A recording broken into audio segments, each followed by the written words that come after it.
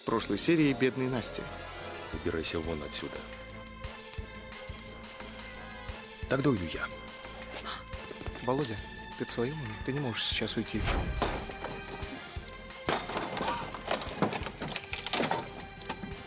Наташа, мне просто трудно поверить, что князь разлюбил вас из-за крепостной. Тем не менее, это так. Будьте снисходительны к вашей невестке. Вы же прекрасно понимаете, что я никогда и ни в чем не умела вам противостоять. Лиза!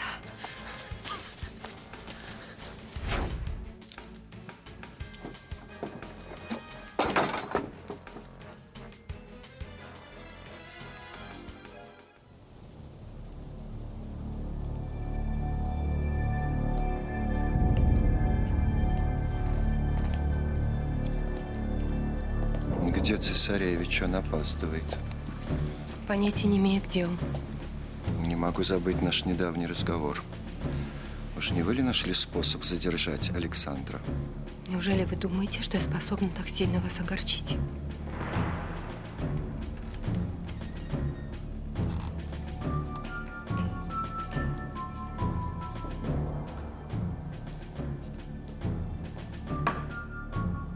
Дочь великого герцога Гессенского Людвига II, Максимилиана, Вильгельмина, Августа, София Мария, принцесса Дармштадтская. Почему бы и нет? Ведь вы так хотели, чтобы этот брак не состоялся. Отчего именно теперь, когда я смирилась с этим нелепым сватовством, я слышу оскорбления от вас?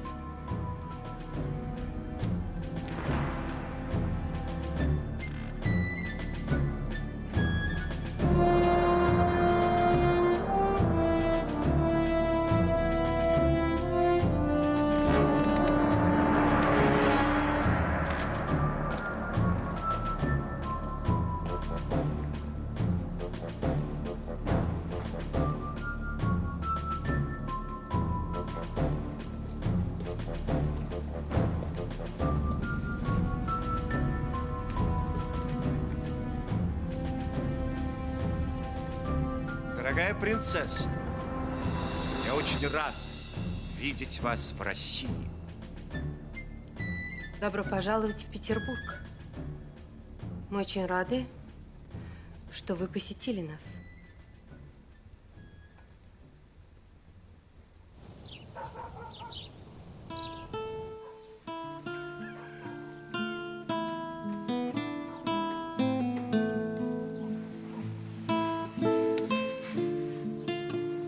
Доброе утро, Андрюшенька.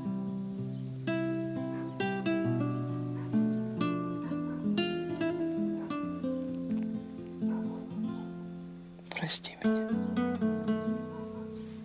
Это не должно было случиться.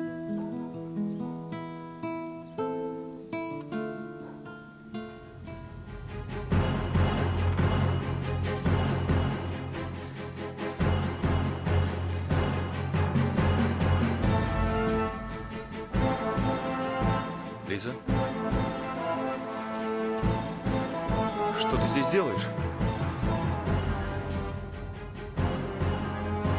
Лиза, что с тобой? Я знала, что ты придешь.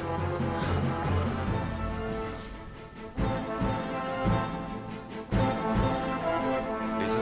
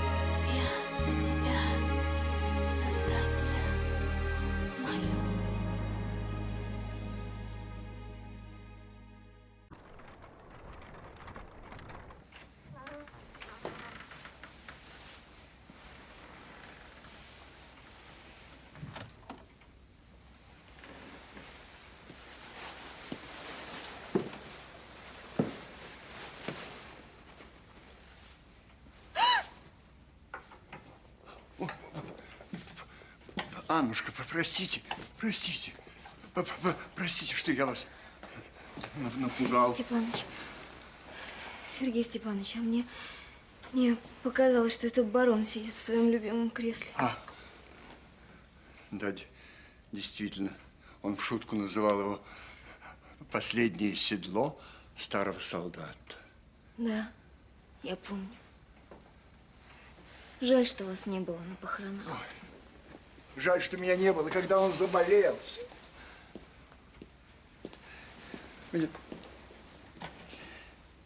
Мне так горько. Ну вы же останетесь хотя бы ненадолго. Да, я хотел остаться, но, знаете, надо возвращаться в Петербург. Там новый спектакль, декорации не готовы. И потом это ссоры, интриги, сплетни. Я стал просто заложником. Дождитесь хотя бы Владимира. Он будет очень рад вас видеть. Да, правда, конечно. Ну, а что касается мус, то они потерпят. И будут даже очень рады, что я приехал попозднее. Вы набиваете трубку точно так же, как делал это Иван Иванович. Да, это он меня научил. И с Бахусом тоже он меня познакомил. Сколько же лет мы с ним были знакомы? Почти полвека. Подумать только.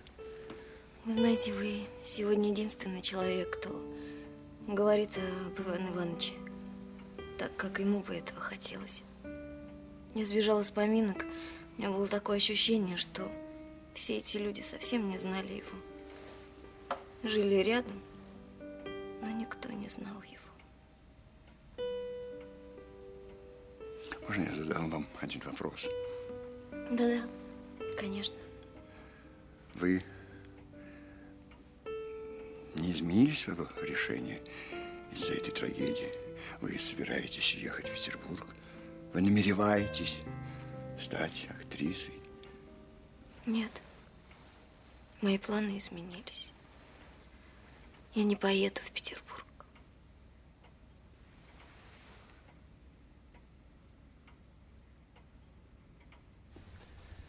Милая Мария, вы позволите мне вас так называть? Наш сын восторженно рассказывал о вас, и теперь мы убедились, что его восторги оправданы. Надеюсь, долгая дорога вас не утомила? Дорога была совсем не утомительной. Я счастлива быть с вами. А как себя чувствует его императорское высочество Александр Николаевич. Превосходно, превосходно. Чувствует себя превосходно. Вы убедитесь в этом с минуты на минуту. Не так ли?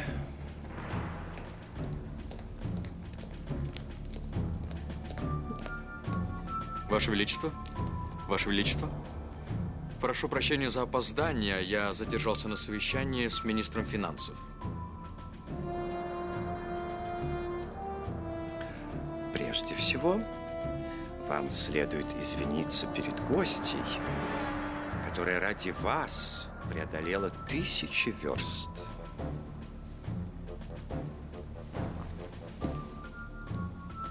Ради бога, простите, принцесса. Вы стали еще прекраснее с тех пор, как я видел вас в последний раз. Спасибо за приглашение в Россию, Ваше Высочество. Еще раз извините, но в последнее время отец настаивает, чтобы я глубже вникал в государственные дела. Однако ради встречи с принцессой можно отложить даже самые важные дела. Ваше Величество, я нисколько не сержусь на Александра Николаевича. Он вовсе не опоздал. Это я пришла раньше.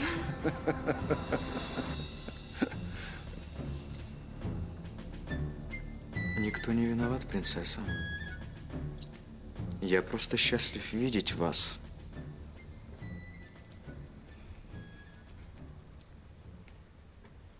Что вы сказали?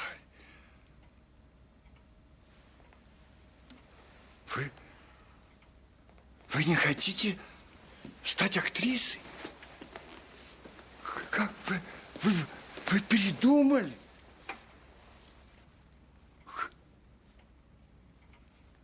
Дедушка умер в день спектакля. Боюсь, что теперь это будут самые худшие воспоминания, связанные со сценой. Ну, должно пройти время. И вы так молоды, и у вас будет еще впереди и радость, и печали, и разочарование, и любовь. Любовь?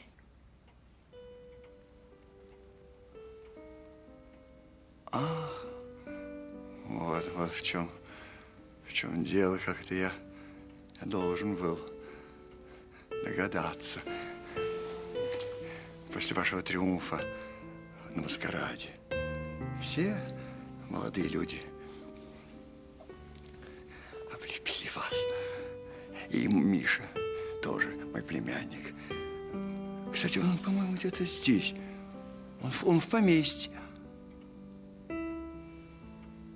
А это не он ли повлиял на ваше решение? Вы позволите дать мне вам один совет?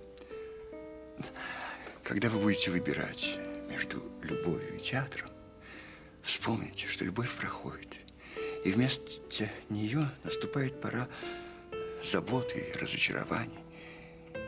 И ваш талант постепенно угаснет из-за семейных забот, в то время как театр, он будет всегда с вами.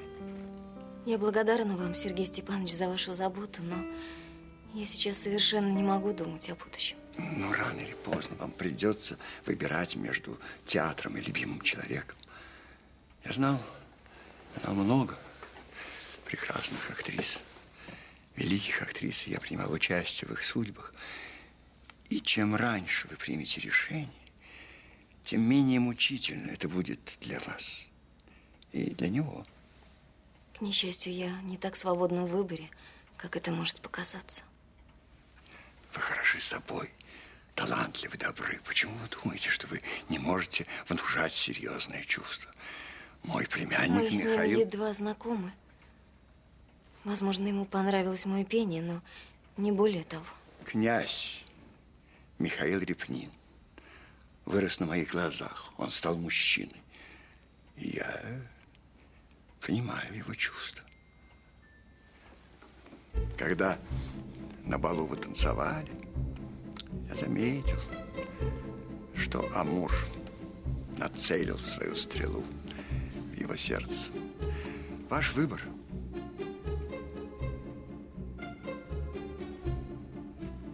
Простите меня, Сергей Степанович. Я совсем забыла о своих обязанностях. Мне нужно вернуться в столовую. А вы, пожалуйста, оставайтесь здесь, сколько вам будет угодно.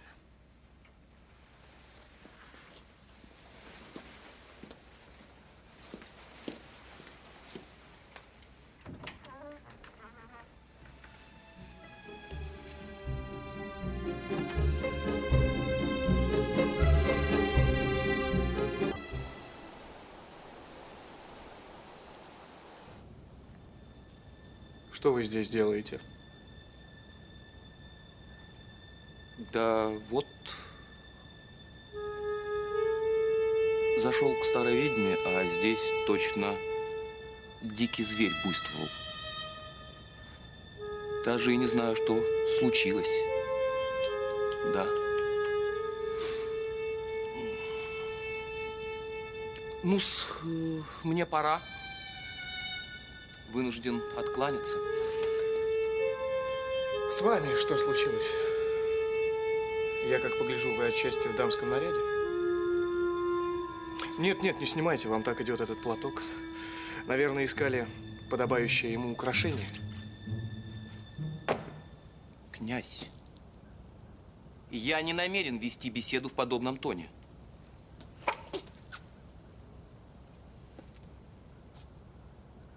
Позвольте-ка выйти, князь!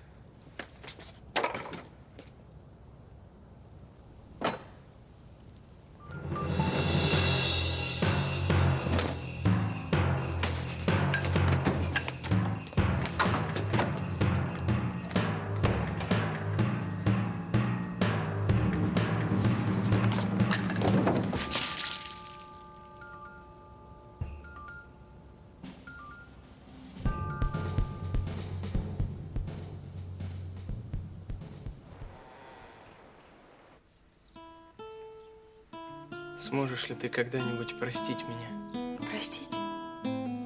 За что? За...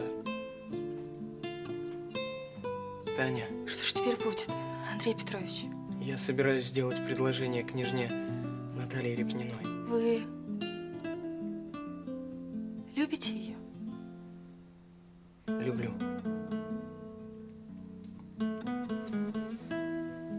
Нам лучше забыть о том, что произошло. Так будет лучше для всех. И для тебя. Таня, накричи на меня, скажи, что я мерзавец, подлец. Все что угодно, только не молчи. Мне больше нечего сказать. Не стоит из-за меня расстраиваться, Андрей Петрович. Я все понимаю и прощаю вас. И идите с Богом. Но ведь ничего не изменится. Мы же останемся друзьями. Да какие же из нас друзья, Андрей Петрович? Я крепостная, дворовая девка. Ты для меня не дворовая девка, и не смей так говорить. Как прикажете, барин. Вам пора.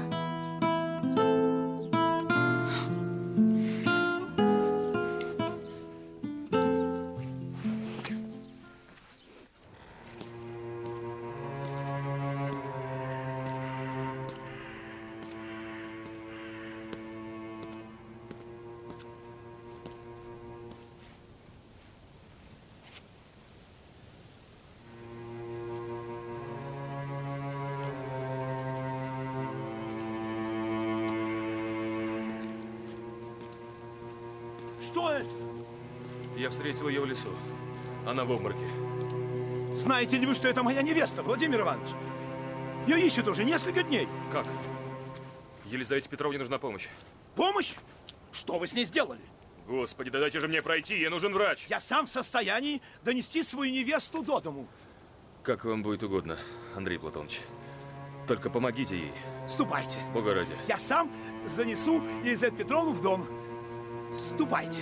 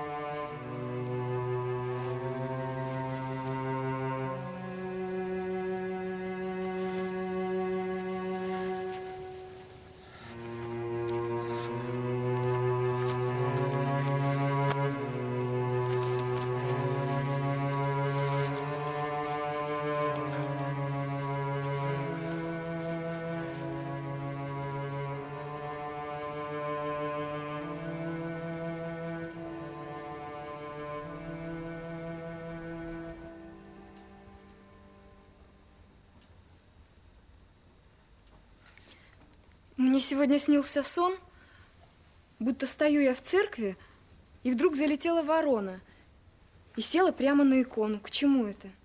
Кажется, ворона к разговору. Вовсе нет. Сон к другому. Ворона – это принцесса Дармштадтская. Она сегодня приехала. А то, что села, означает быть и императрицей.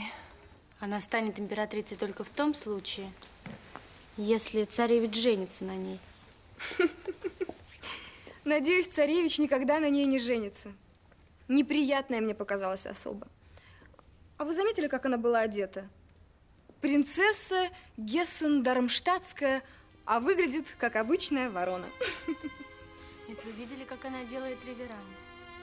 Будто ей мешок муки на спину уронили. Никакой грации. А ты говоришь императрица. Я не понимаю, чему вы удивляетесь? Всем известно, что ее отец не королевской крови. Откуда же взяться манерам? В таком случае нам следует быть снисходительнее к бедняжке. Она просто не знакома с этикетом.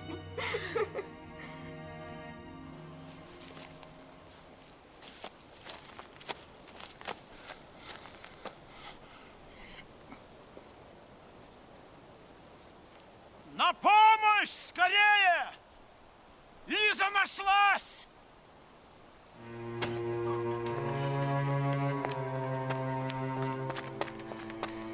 Жива, жива. Ой, слава богу. Лиза!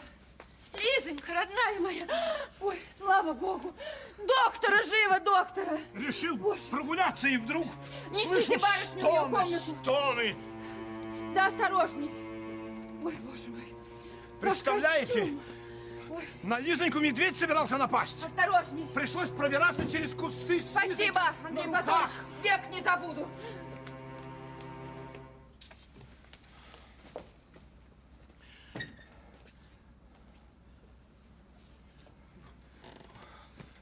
Мы расстались с вами 5 минут назад, Андрей Платонович, а вы уже подвиг совершили. Да все случилось неподалеку. Вышел прогуляться, и вдруг, видно, Изет Петровна плутала. Все хотела дорогу домой найти. А тут, как на грех, медведь, черт бы его задрал. Ну, с медведем у меня разговор короткий. Лизе повезло, что вы оказались рядом, Андрей Платонович.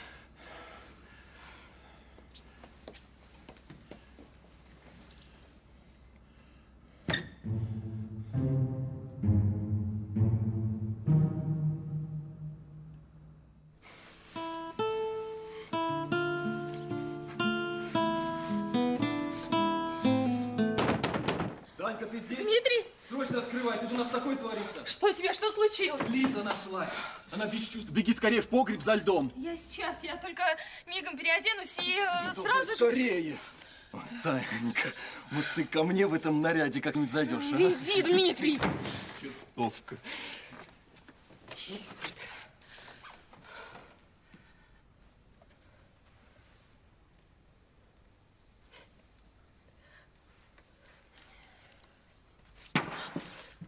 Да больно, небось. Пустое. Послушай, Таня, возможно, я больше не приду в твою комнату.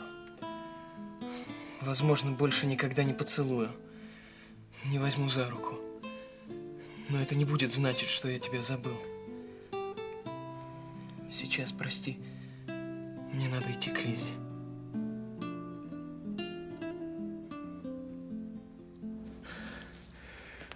А теперь поговорим.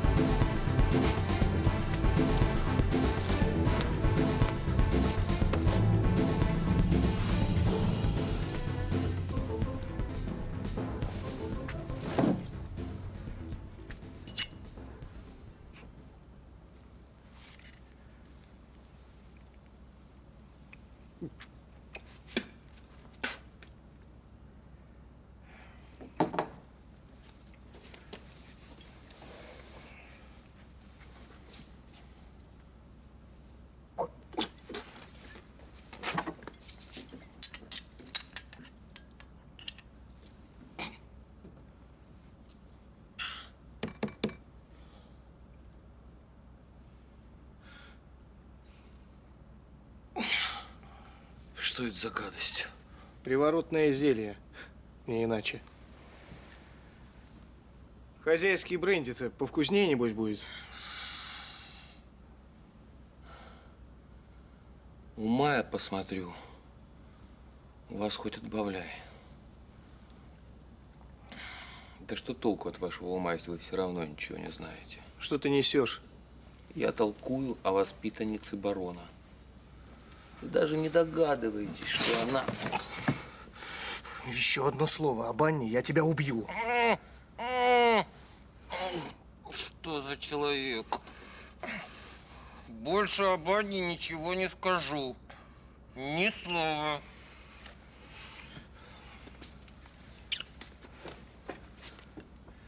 И рассказывай, что ты тут искал? Ничего не искал. Просто к сычихе шел. Сычиха-то тебе для чего понадобилась? Про будущее хотел узнать. Она, говорят, на картах гадает. Ах ты, погадать захотел. Сейчас я тебе без всяких карт расскажу, что с тобой было, что будет, чем дело закончится. Я ведь видел, как ты графин с ядом, которым барона Корфа отравили, припрятать хотел.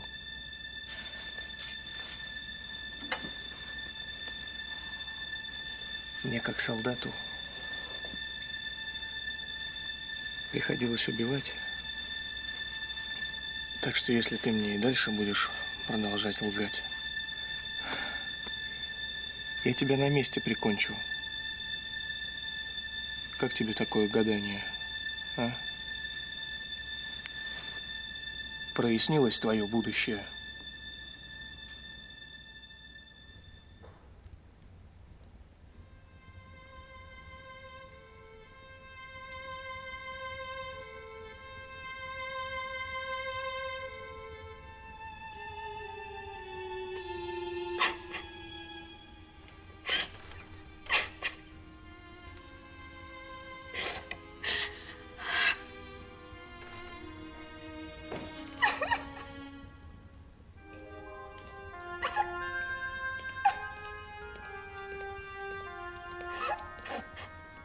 Мария,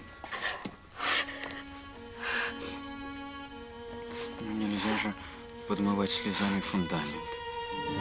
Петербург и так построен на воде.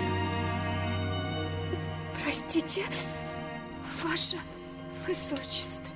Нет, Мария, вы должны объясниться, отчего вы проливаете слезы. Ну, иначе я приму это за диверсию. Ответьте мне, пожалуйста. Похоже, будто у меня мешок с мукой на спине. Мария. Мария, у вас самый грациозный реверанс, который я когда-либо видел. Правда? Вам достаточно слова цесаревича? Или вы, может быть, вы подождете, пока я стану императором? Просто я не успела приехать и уже произвела плохое впечатление. Мари, я у себя дома 1000 раз производил ужасающее впечатление на своих родителей. Неужели так? Мари, когда-то в Москве я был серьезным человеком лет 6. Я похитил у Жуковского пистолет. Я отправился в сад пострелять. Я прицелился, прищурился и... Попал? Ну, конечно же, попал. Но... Вот. Совсем не туда. Я сразил наповал вазу с цветами, которая стояла на окне. А за вазой дремала престарелая фрейлина. Фрейлина немедленно проснулась и вообразила, что началась война и что в Москву снова вошел Наполеон. О май гад! Да, она была Она была настолько дряхлой, что говорят, что она видела самого Ивана Грозного. Ну да. Тем не менее, она не растерялась, схватила коробку с драгоценностями и побежала по коридору с криками «Убивают!». Говорят, ее нагнали где-то под Самарой. Под Самарой пустыня Самара.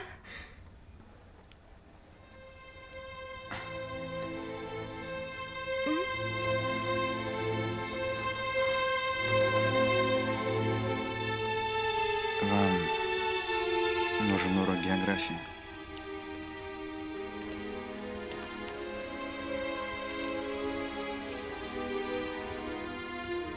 Я порекомендую вам хорошего учителя.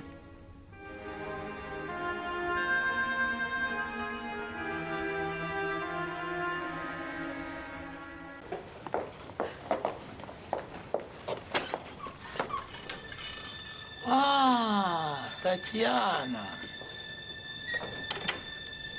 Про наш уговор помнишь? У нас не было никаких уговоров, Андрей Платонович.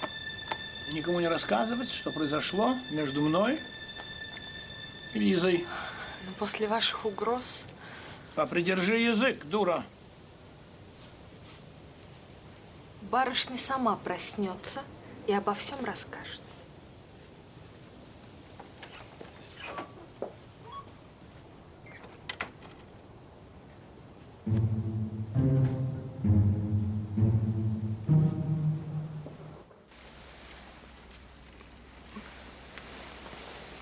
Маменька.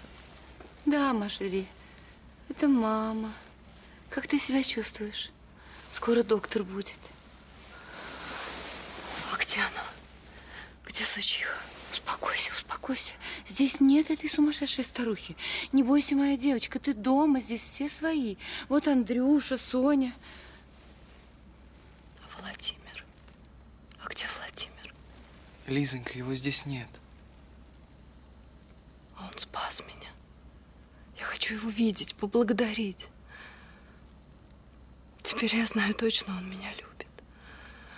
Ангел мой, ты ошибаешься. Тебя спас Андрей Платоныч, твой жених. Маменька права.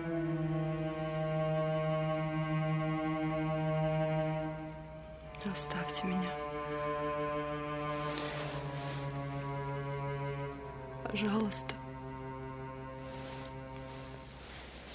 Хорошо, хорошо.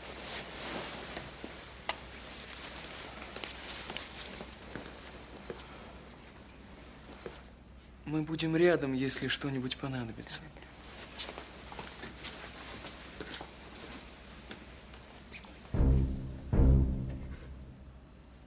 Да расскажу я все, расскажу. Пустите. Ты рассказывай, рассказывай. А я послушаю. А потом решу, отпустить тебя или нет. Вы правы. Да, да. Я шел сюда, чтобы ограбить чертову старуху.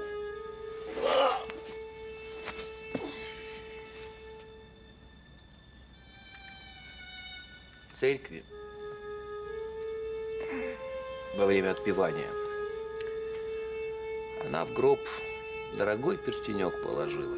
Знатный такой перстенек. Пошел сюда. Думал, может, еще чего-нибудь стоящего завалялось. А здесь всего добра. Один платок ценой в пятак. Меня интересует графин с отравленным бренди, а не платок. Графин?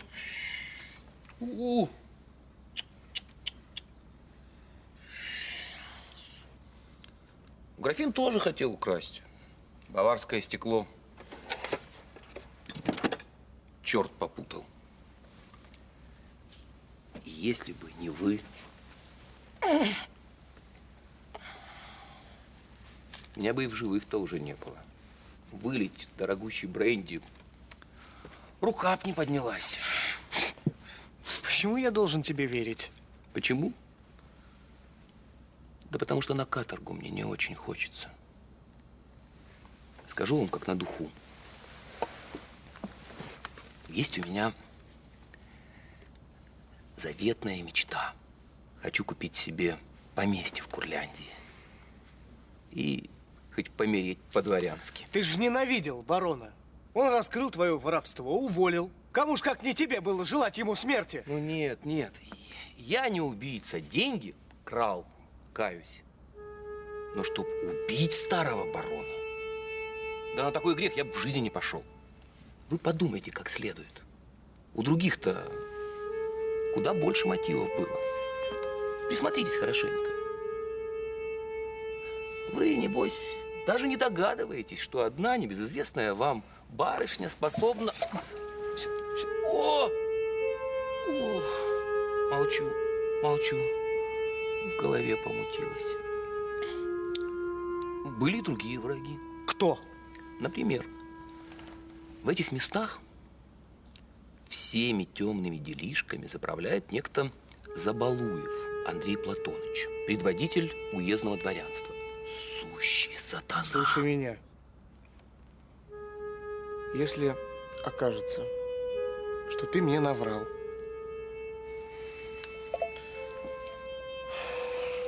я тебя убью.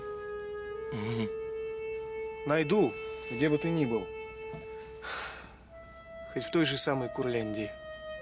И вот тогда смерть твоя вряд ли будет дворянской. Понимаешь?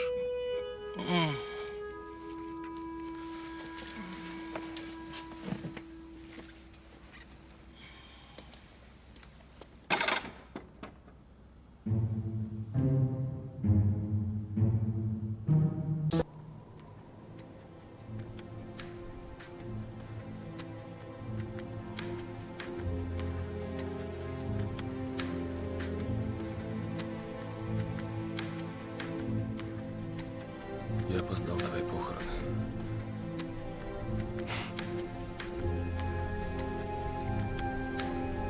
Видишь? Снова тебя подвел. Так всегда хотел быть похожим на тебя.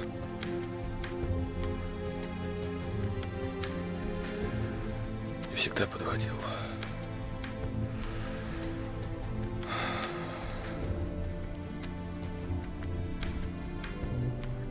Что мне делать с твоим медальоном? Я не могу простить ее. Не могу. Я пытался. Не вышло. Если не можешь простить, это слабость, да? А я так хотел, чтобы ты всегда гордился мной, отец.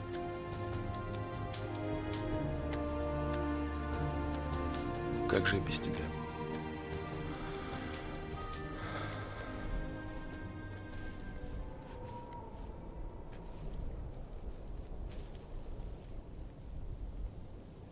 Почему вы здесь? Пришла еще раз попрощаться с дядюшкой. Вы меня простите, что я вам помешала. Не стоит за это извиняться. Но он не должен был умирать. Пока мы его помним, он с нами.